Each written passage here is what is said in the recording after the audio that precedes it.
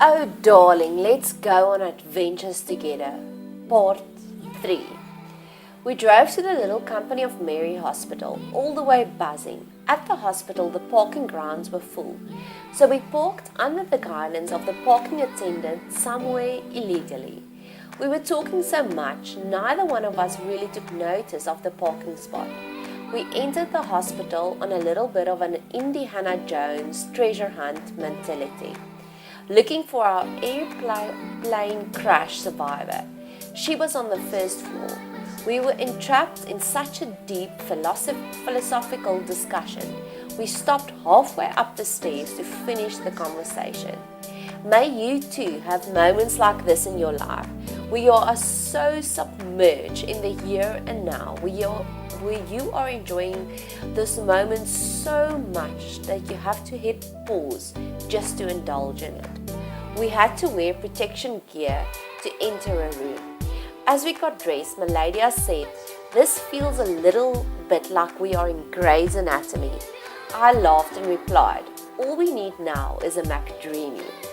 Our airplane crash conqueror was deep asleep when we entered her room. We decided to go for another coffee in the hospital to allow her to sleep a little bit longer. Once again, God was in control of our time, and we had an abundance of time. While we were having coffee, we were talking about our December month's holiday plans. We just realized that we were both planning to go to Namibia for the December holidays. We were the glow, we were spinning and we were buzzing about the exciting plans ahead, when a man stopped at our table. I know his wife very well, and he informed me that she was in the hospital, so we decided to pay her a visit.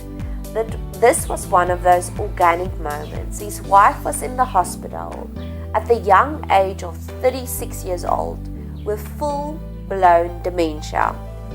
If our airplane conqueror was not asleep, we would have totally missed this golden opportunity and the revelation that she was in the hospital. After our delightful homemade lemonade, we went back to be dressed like Grey's Anatomy to the airplane conqueror's room. She was still asleep, but we decided to wake her up. She was very happy and pleased to see us. Then she started telling us the story. We were hanging on her lips. She told us how 3 of the 4 passengers had broken their backs, but still the group managed to walk about 3 kilometers to a road to stop the trucks for assistance. They walked so far due to the adrenaline. How amazing that God not make us. I was silently marveling about the wisdom from God.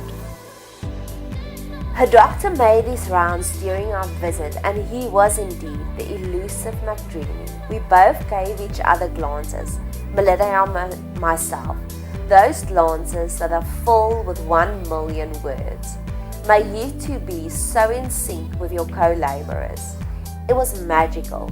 We, Milydia and myself, were not only on the same page, but we were in the same paragraph, the same sentence, on the same word. Those magical moments. Afterwards, we were looking for a lavatory. For such a sophisticated hospital, they had very few public restrooms. We ended up walking all the way to the back of the hospital for the lavatory. I realized that we were a lot closer to a birthday present, her car currently, than walking back to the front of the hospital through the lobby. So once again, we decided to go on a treasure hunt for her car. At this point, we were in a little straits with time, as our next appointment at Magdala was in 30 minutes. We started looking for a car, realizing that the parking grounds was so much bigger than what we thought.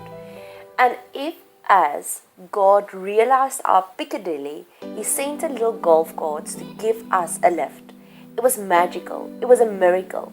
Just like the Philip in the Acts scene, where the one moment he was here and in the next moment he was in Azotus. This is what it felt like to me. We got on the golf cart and we said immediately, "Selfie moment." Oh, how I love being so in sync with her. We were very lost. If we would have tried to walk to our car, it would have probably taken us another half an hour. You see, this is the thing about being lost. You do not realize the amount of time you will be wasting trying to find your way back, instead of only accepting it and asking for help. May God always send you a golf cart to give you a lift, just like the moment in Acts with Philip, that we do not end up like the Israelites spending 40 years on a 7-day journey. The next video will follow soon.